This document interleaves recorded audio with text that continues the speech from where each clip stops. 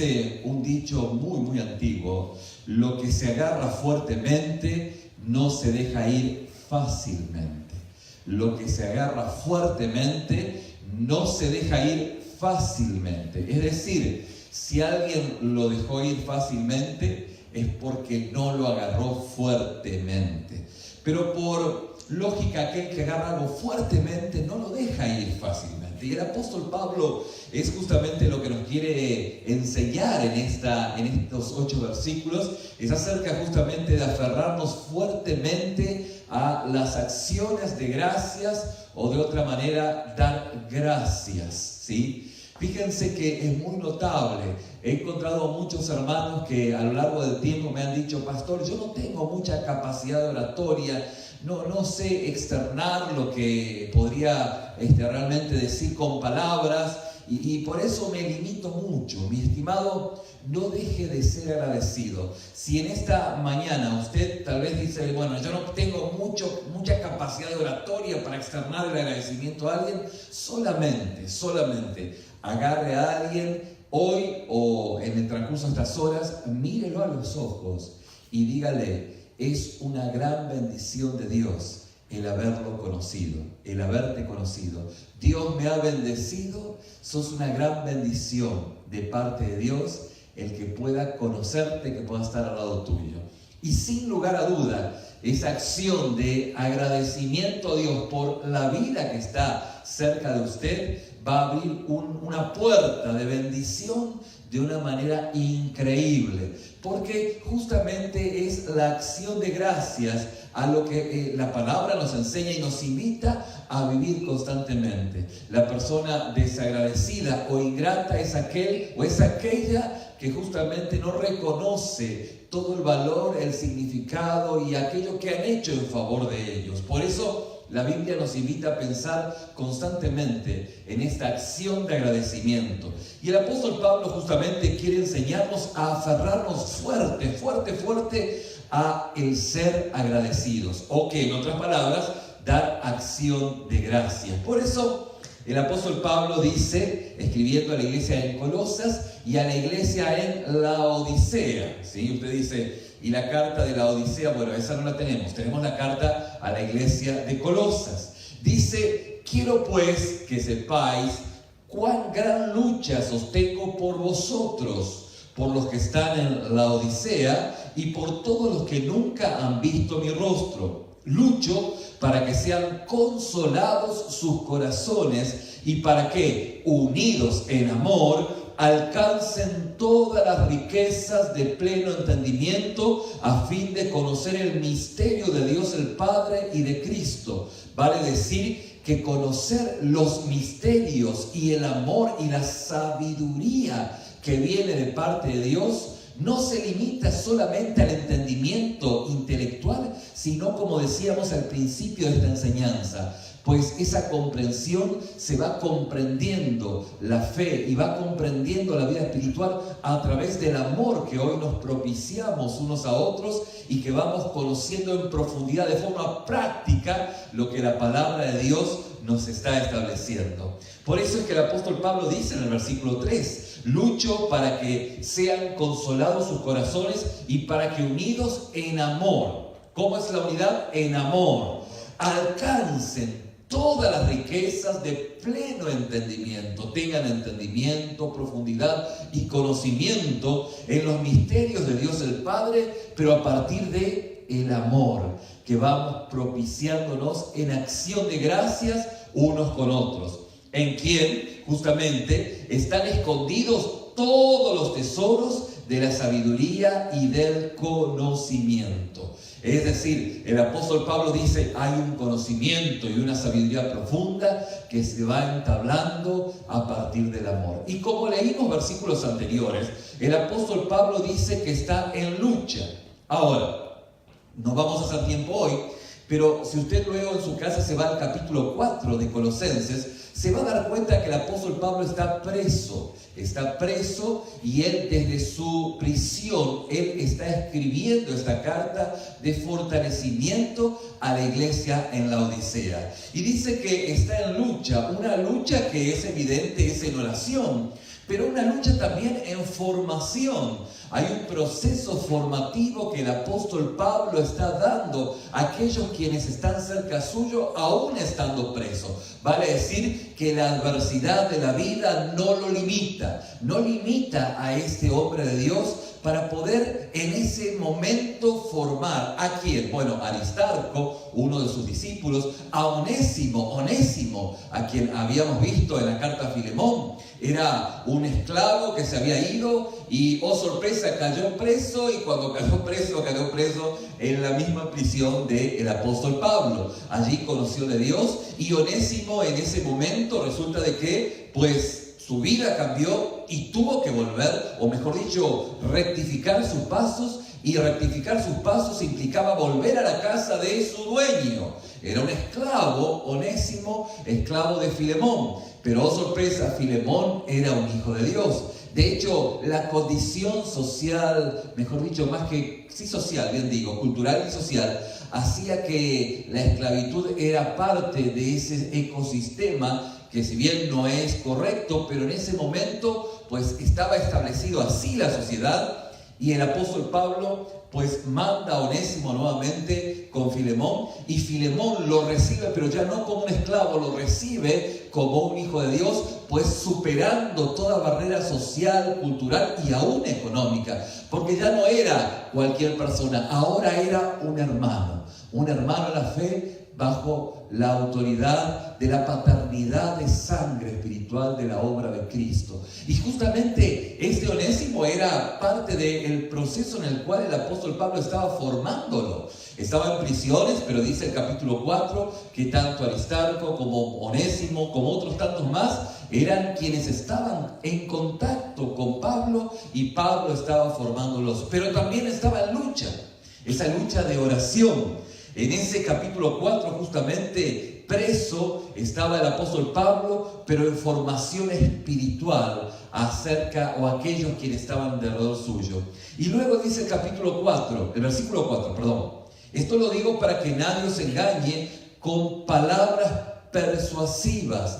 Es que la iglesia o los hermanos en Colosa estaban siendo seducidos por otras palabras, por otras personas, otras formas, otras maneras de vivir. Y el apóstol dice: no quiero que nadie os engañe con palabras persuasivas, porque aunque estoy ausente en cuerpo, no obstante el Espíritu estoy en vosotros, estoy con vosotros. Hay una responsabilidad con vosotros, gozándome y mirando vuestro buen orden y la firmeza de vuestra fe en Cristo. Por tanto, de la manera que habéis recibido al Señor Jesús, andad en Él, arraigados y sobreedificados en Él y confirmados en la fe, así como habéis sido enseñados, abundando en acciones de gracias. Vale decir que el apóstol Pablo lo primero que hace es como tejer o coser una colcha de amor fraternal en conexión con la situación en que el apóstol Pablo estaba viviendo.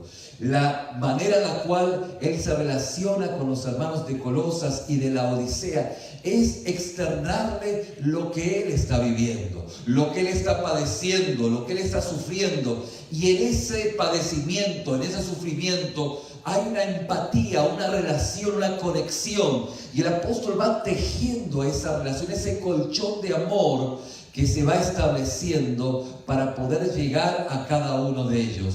El apóstol Pablo, guiado por el Espíritu, entendía que la franqueza, que la honestidad, que el abrir su corazón y externar cómo él estaba, lejos de poder alejar a los hermanos, por el contrario, los iba a conectar con la realidad que lamentablemente no era la mejor, pero era esa. ¿Cuál era? El apóstol Pablo estando preso. Obviamente, el estar preso no implicaba solamente estar por el Evangelio, aunque estaba por el Evangelio, pero el cúmulo de argumentos en contra del apóstol Pablo era tantos que obviamente podría generar un ámbito de confusión, lo que a los hermanos los mantenía firmes en relación con el apóstol Pablo era justamente entender de que había un hombre que estaba externando, abriendo su corazón. Y en esa apertura de su corazón, justamente, Pablo estaba tejiendo esa relación de amor, tejiendo para unir. En otras palabras, al hablarles de su sufrimiento y luchas por ellos, espera que se sientan atraídos hacia Él. Y justamente esa atracción podría generar ese ámbito de relación aún más profunda. Y aún no solamente con el apóstol Pablo, sino también entre ellos, con esas cuerdas de amor que la palabra en tantas maneras y de tantas formas nos está hablando. Esa cuerda que atrae al cordero o a la oveja que se ha extraviado.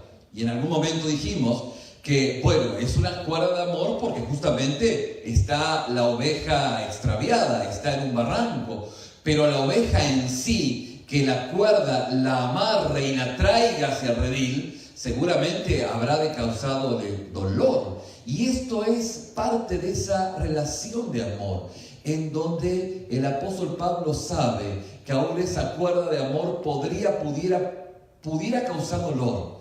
Pero en definitiva, la intención del corazón del apóstol Pablo era mostrarle, externarle, que su sufrimiento es parte aún también de la relación en la cual él está viviendo, porque a consecuencia de ser honesto, vivir el evangelio, está en la condición que está. De hecho, hay un afecto más fuerte y una comprensión más fuerte cuando podemos justamente entablar esta relación de amor. Así que Pablo está tratando de crear esta colcha hermosa, cosiendo los corazones de cada uno de aquellos hermanos de Colosas con los hilos del amor, especialmente su propio amor mientras él sufre allí en la cárcel. Y esto es justamente un afecto más fuerte, una comprensión más profunda. Vamos comprendiendo, vamos entendiendo las verdades espirituales, no solo en el ámbito cognoscitivo del conocimiento, sino que hay un ámbito relacional que nos va uniendo. Vamos aferrándonos más fuerte, por eso nos cuesta mucho más dejarlo ir. Esto, fíjense que es el ámbito donde el apóstol Pablo está desarrollando su relación con los hermanos en Colosas, porque si la relación es muy fuerte, si agarrados muy fuertes están, es más difícil que se dejen ir el uno con el otro. Es más, el amor de Dios hace que la unidad sea cada vez más perfecta, más profunda, más sólida, y de esa forma puedan realmente poder conocer todos esos misterios de Dios que Dios tiene para cada uno de ellos como para cada uno de nosotros. Por eso hay algo muy, pero muy profundo y aún inusual en esta conexión entre Pablo y quienes reciben la carta. De hecho, cuando el amor une los corazones en una hermosa colcha de unidad, el resultado no es simplemente un afecto más fuerte, sino también una comprensión más fuerte. No solamente hay una relación más fuerte, sino que uno va comprendiendo más profundamente al otro. No se trata solamente de una relación a nivel superficial. Hay una relación de comprensión del porqué de las situaciones. Y justamente este es uno de los grandes y extraños hechos de la fe en nuestro Señor Jesús. Una comprensión profunda y segura de Cristo no proviene solo del pensamiento, sino también del amor. ¿Sí o no?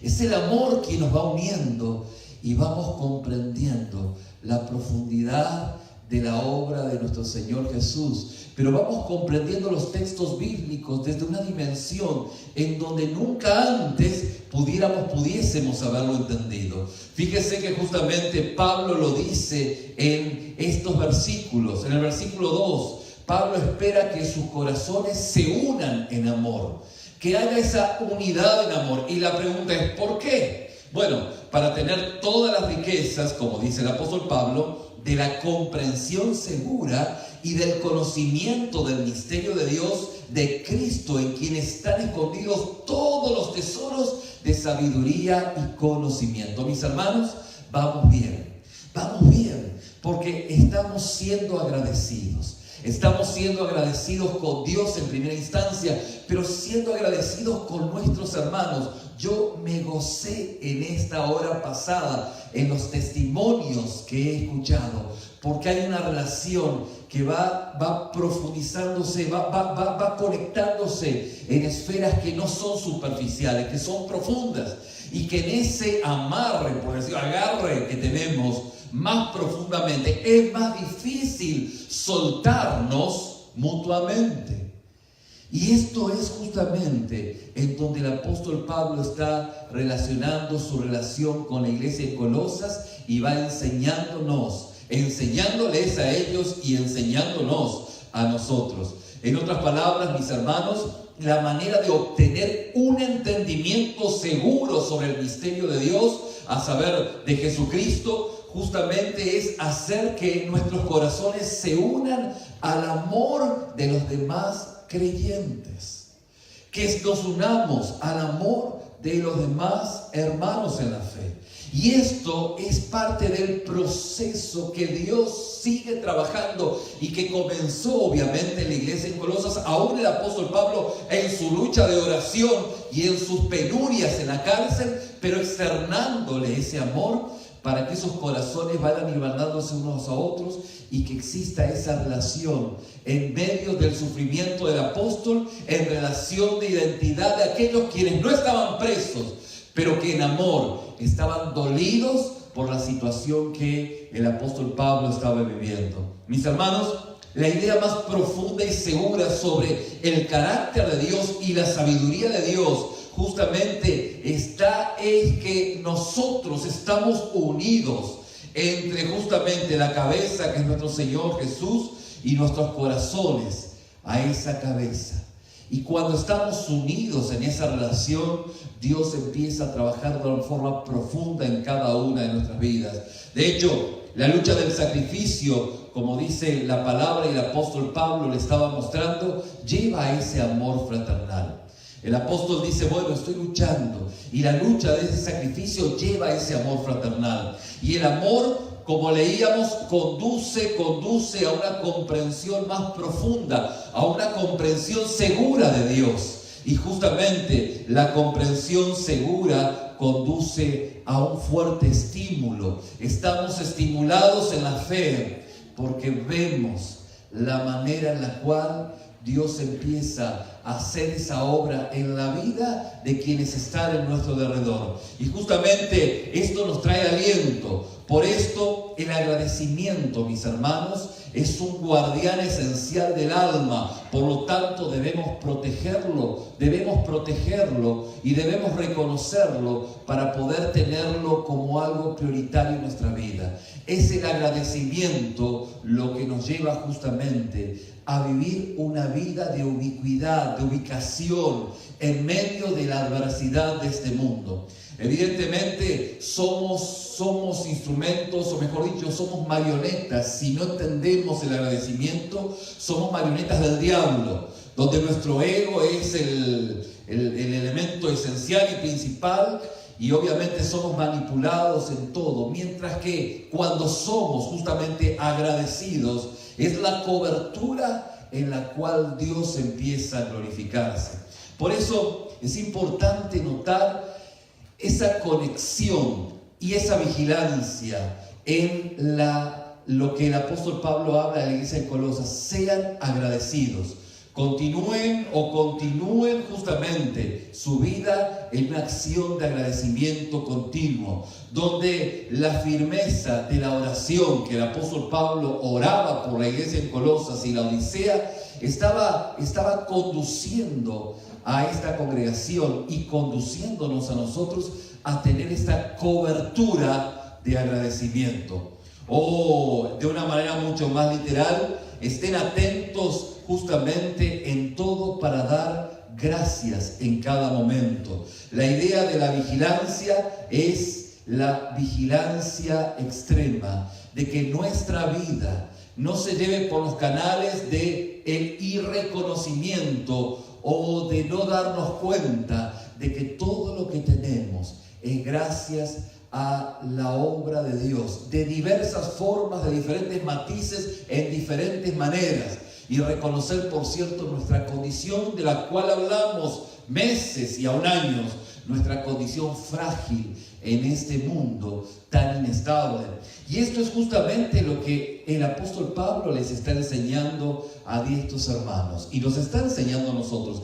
Hay una acción, hay una cobertura de gratitud que no debiésemos olvidar.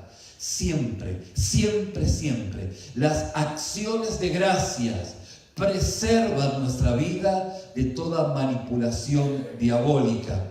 De hecho, el apóstol Pablo dice justamente, cuídense con gratitud. La manera de cuidarnos es cuidarnos con gratitud. Y esto es esencial, porque cuando el diablo despliega sus fuerzas contra usted, justamente el diablo le dice, ocúpate en tu energía, haz tu mejor esfuerzo, tu mejor día es el viernes, no, es hoy. Tu mejor día es el hoy. Y aunque obviamente puede que o todos anhelen que su mejor día sea hoy, estamos a merced de lo que el día puede acontecer. Pero independientemente de lo que el día acontezca, nuestra acción de gracias por todo lo que vivamos, sea bueno o no tan bueno, es la manera de preservarnos en la realidad, no en una vida paralela. ¿Se acuerdan que decíamos que el pensamiento cristiano aborda, absorbe, enfrenta la vida? No es un pensamiento de corte budista, donde pues el caos es ese samsara y hay que unirnos a una vida paralela, a ese nirvana, conectarse. Esto no tiene nada que ver con la fe cristiana. La fe cristiana aborda las situaciones complejas, dificultosas y aún la ironía de que nacemos para morir.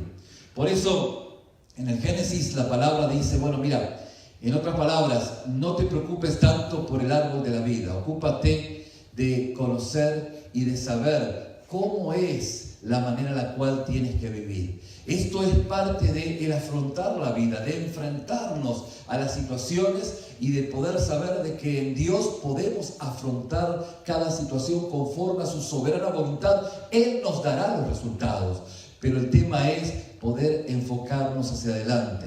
Por eso es que el apóstol Pablo dice, es necesario que la cobertura que tengan sea y debe ser esa cobertura de agradecimiento, estando agradecidos en todo. ¿Por qué? Porque Dios guardará sus corazones y mentes en Cristo Jesús. En todo, dice el apóstol Pablo escribiendo a la iglesia de Filipos, orando y suplicando con acción de gracias, oren, comuníquense a Dios con peticiones, y la paz de Dios que sobrepasa todo entendimiento, guardará sus corazones y mentes en Cristo Jesús. Guardará sus corazones y mentes en Cristo Jesús, mediante esta sencilla, simple y profunda acción de gracias. Por eso, el papel guardián de la gratitud se aplica no solo a la oración y las batallas espirituales que luchamos hoy, sino también a nuestra interacción diaria con las personas. Fíjense, no hay mejor manera de romper el chisme y la mala onda, como podríamos decir, que comenzar una plática dando gracias por la persona que tenemos alrededor. Le doy gracias a Dios por tu vida. Le doy gracias a Dios por lo que hiciste. Cuando decimos, cuando hablamos, cuando enfocamos una conversación desde esta perspectiva, se rompe toda acción que alguien pudiese tener en contra de fulano, de tal, de quien sea. Dice la palabra en Efesios capítulo 5, versículo 4, dice, tampoco digáis palabras deshonestas, ni necedades, ni groserías que no convienen, sino antes bien acciones de gracias. Por eso es la manera en la cual nosotros podemos evitar esa boca vil o frívola, esa boca que tira dardos, serpientes y veneno en todo ámbito, y que aún pudiésemos contagiarnos de ello. Fíjense cómo la gratitud preserva todo ámbito de relaciones, y esto es lo que la palabra de Dios y el apóstol Pablo está justamente afirmando a los hermanos en Colosas. Es el ámbito de la gratitud que va haciendo de su estilo de vida un ámbito de relación más parecida a la obra de Cristo en cada uno de nosotros. Y justamente el apóstol dice, llena tu boca con acción de gracias. Y esto es lo que la palabra de Dios nos está animando. La pregunta es, bueno, como decíamos al principio, no creo que tenga las mejores palabras para agradecer a alguien. Y como decíamos al principio del mensaje, la próxima vez que te encuentres con un amigo, míralo a los ojos y, como dije anteriormente, o como digo a continuación, dile, agradezco a Dios por ti. Eres una gran bendición. Agradezco a Dios por ti. Fíjense que obviamente que es la obra del Espíritu obrando en nuestras vidas y hace que podamos externar lo que realmente Dios ha hecho en nosotros. Y como Dios ha sido tan fiel, nosotros le agradecemos a Dios, pero agradecemos también aquella buenaventura, aquello bueno pues que alguien ha hecho por nosotros, aquello que ha sido honorable. Nosotros tomamos ese tiempo para poder agradecer. Por esto es necesario que podamos volver otra vez a vivir una vida agradecida. El punto es el siguiente: ¿por qué no puedo agradecer? La respuesta es simple: porque hay orgullo en mi corazón. Humíllense, dice la palabra, bajo la poderosa mano de Dios, y justamente allí hemos de adquirir esa sabiduría. La humildad nos coloca en una condición de agradecimiento y donde de esa manera podemos recibir las riquezas y la sabiduría que viene de parte de Dios. Llena justamente tu boca con acción de gracias y justamente cuídense para siempre. Debemos cuidarnos para siempre con gratitud. Las acciones de gracias no son solamente un dicho una vez al año, o solamente te doy gracias por esto, te doy gracias por aquello. La actitud o la acción de gracias nace de un corazón que ha sido transformado por el poder de Dios, de alguien que ha reconocido su condición pecadora, pecaminosa, y ha vivido, ha comprobado de primera mano lo que Dios ha hecho. Mis hermanos, una experiencia es mejor que 1000 argumentos. Usted puede tener 1000 argumentos, pero la experiencia de haber experimentado el amor de Dios en su vida hace que todo argumento pueda ser nada. Cuando esto ocurre, lo mismo usted lo va externando en una acción de gratitud por la vida que Dios le permite vivir. Y aún la palabra dice que aún las cosas malas no es que sean buenas, pero Dios ayuda en medio de aún de estas situaciones malas, porque Dios las transforma para bien, conforme al propósito que Dios ha establecido para cada una de nuestras vidas. Usted tiene que agradecerle a Dios por las cosas malas. La respuesta es sí, porque esas cosas le han permitir a Dios que Dios siga trabajando de una forma profunda en su corazón. Y de esta manera, en una congregación que exhala, que transpira gratitud, es donde Dios empieza a glorificarse. Y donde su corazón, donde mi corazón es preservado de toda artimaña del diablo. Si usted dice, ¿por qué estoy sumido en la opresión en la que estoy? Pregúntese, ¿qué tan agradecido ha sido usted? ¿Qué tan agradecido? Aférrese a esta ordenanza que viene de parte de Dios, para que de esta manera, usted de esta forma pueda experimentar esa cobertura. Y como decíamos al principio, lo que se agarra fuertemente no se deja ir fácilmente. ¿Sí? Porque esto es lo que va conectando cada uno de nuestros corazones a permanecer y perseverar en la fe. pero llévelo también al ámbito familiar y aún, en primera instancia, al ámbito en su relación con Dios. Vale decir, por contraposición, que si lo han dejado ir fácilmente, es porque nunca estuvo agarrado fuertemente a aquella persona, a aquella situación. Es fácil entenderlo, ¿no? Es muy fácil. Y usted no puede, obviamente, ser el otro, pero sea usted quien pueda agarrar fuertemente, para que de esta manera no lo deje ir fácilmente. Tenga esa cobertura que nace en el agradecimiento como un estilo de vida en lo que Dios ha hecho.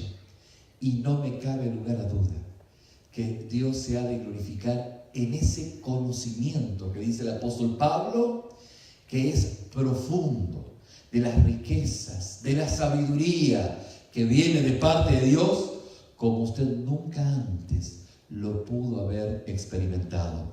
Vuelvo a repetir, justamente la base de nuestra experiencia como hijos de Dios está entablado justamente en su relación de amor que Dios en primer lugar la tengo con usted, y que en segunda instancia usted externa hacia aquel que está en su entorno. Primeramente, obviamente, su familia, la iglesia, pero no se limita ahí, sino a su entorno laboral en donde usted se encuentra.